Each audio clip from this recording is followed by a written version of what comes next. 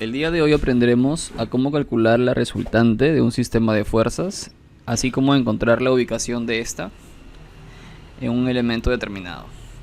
El ejercicio dice lo siguiente: reemplace la carga por una sola fuerza resultante y especifique la ubicación de la fuerza medida desde el punto O.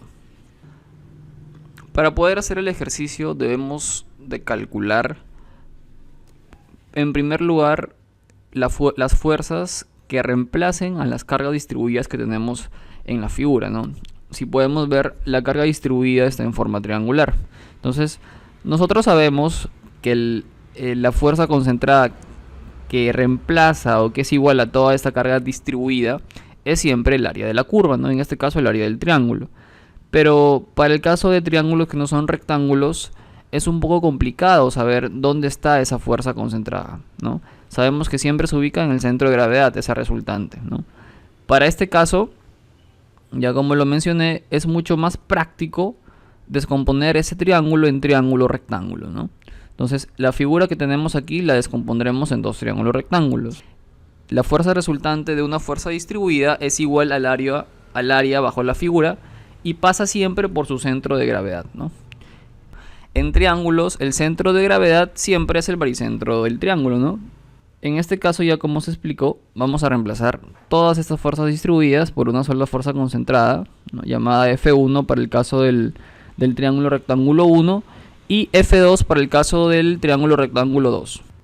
Al calcular las fuerzas concentradas 1 y 2, estamos ya dejando de considerar todo este sistema de fuerzas distribuidas, ¿no? Es por eso que ya al encontrar cada una, este de acá ya no existe, ¿no?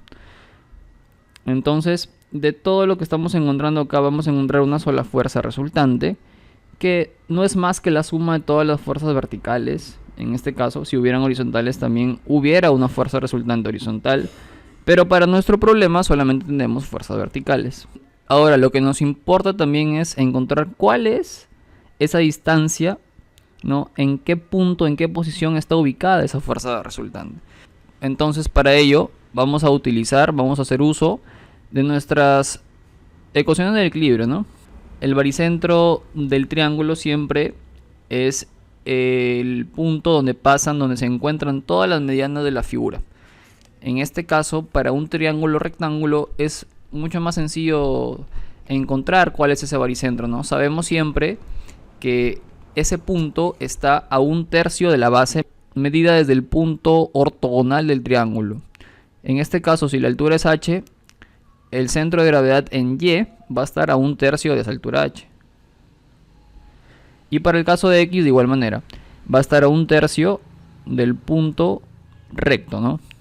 O sea, x va a ser un tercio de toda la base. Luego de conocer un poco la metodología que vamos a utilizar para desarrollar el ejercicio, vamos a encontrar ya los puntos indicados para las fuerzas resultantes de cada figura de carga distribuida, ¿no?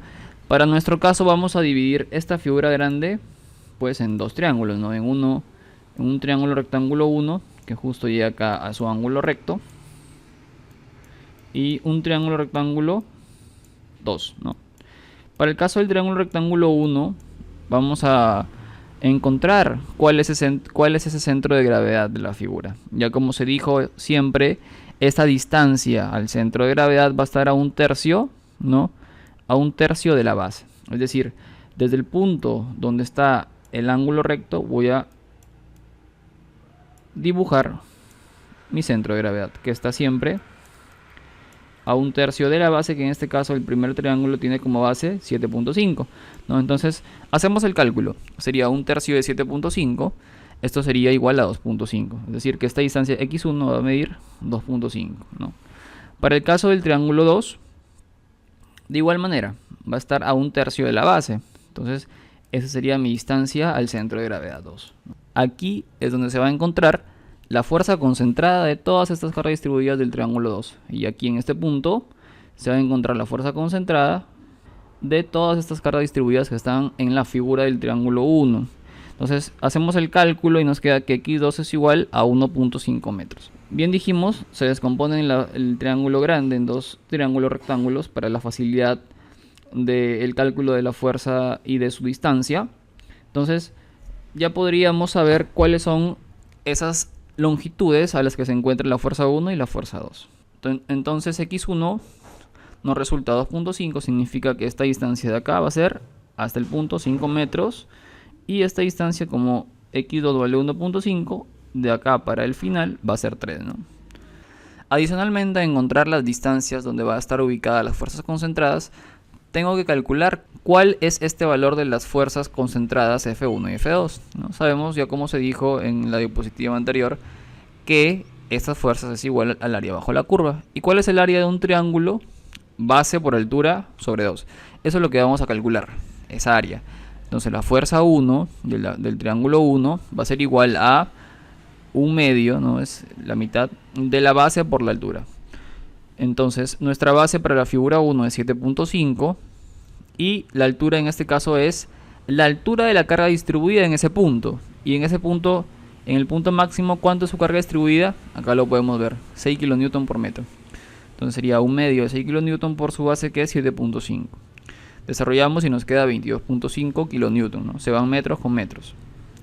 De igual manera, para la fuerza 2, encontramos el área bajo la curva del triángulo 2 y nos quedaría un medio de la altura, que en este caso es 6 kN por metro, y su base, que es de la figura 2, es 4.5, ¿no?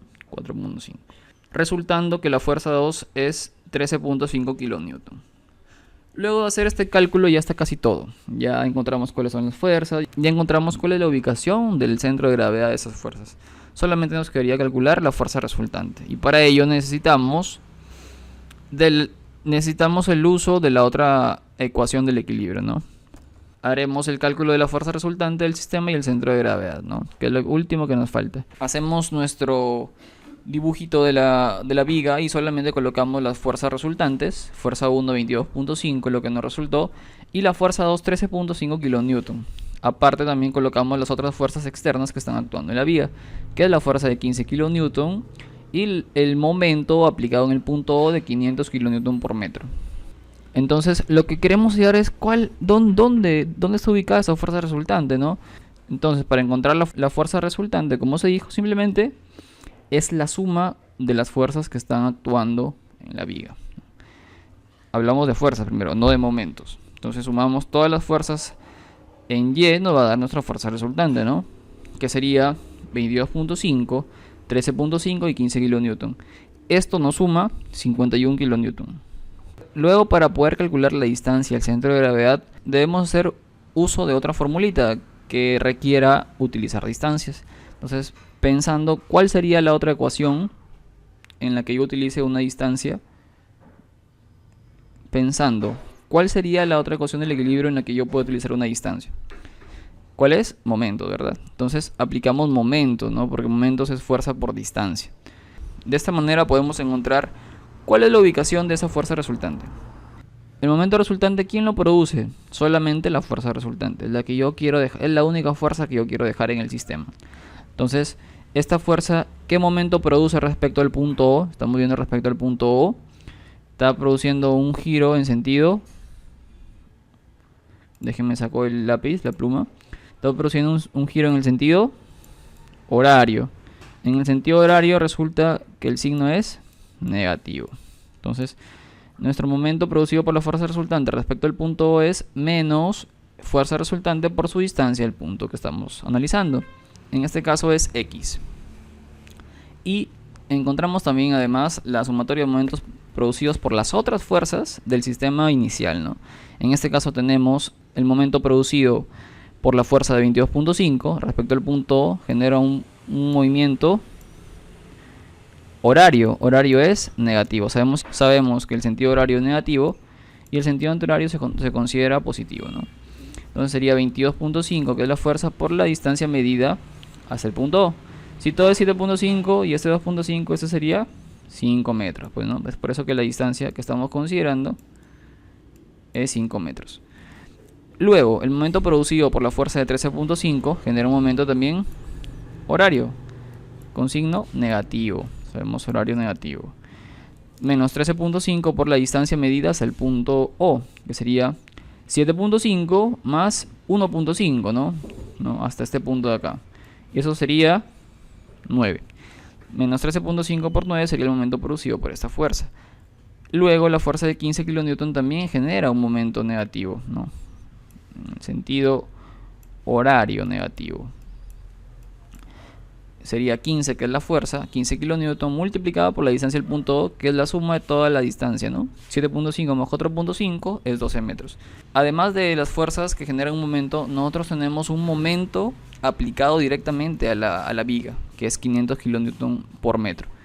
Este no debemos multiplicarlo por ninguna fuerza porque ya es un momento. Simplemente lo colocamos de acuerdo al signo en el que está girando. En este caso está girando en sentido horario, también se considera negativo. Por eso que el momento simplemente lo consideramos como 500 con signo negativo. Desarrollando, hemos calculado que la fuerza resultante es 51 kN multiplicado por su distancia, y desarrollando esta suma nos queda 914. Ahora, ¿por qué nos queda con signo positivo si inicialmente era negativo? Simplemente estamos cambiando el orden de los miembros, ¿no? Este que está negativo lo paso por el otro miembro y me queda positivo. Igual manera aquí este menos 914 que nos dio va a pasar para acá, quedándonos positivo. Al final ambas igualdades quedan en positivo, ¿no? Desarrollando nos queda que x es 17.92. Y así de esta manera podemos encontrar la ubicación de una fuerza resultante de un sistema. En resumen, siempre la fuerza resultante va a ser la suma de todas las fuerzas que estén aplicándose al sistema. Y vamos a ubicarla de acuerdo a un momento resultante, ¿no? ¿Por qué momento? Porque el momento utiliza distancia. Es importante calcular cuál es la distancia o cuál es la ubicación exacta de nuestras fuerzas que estamos aplicando en nuestro sistema, ¿no? Para poder así encontrar cuál es la ubicación de la fuerza resultante. No olvides suscribirte al canal y darle me gusta al video. Me ayudaría mucho compartiéndolo.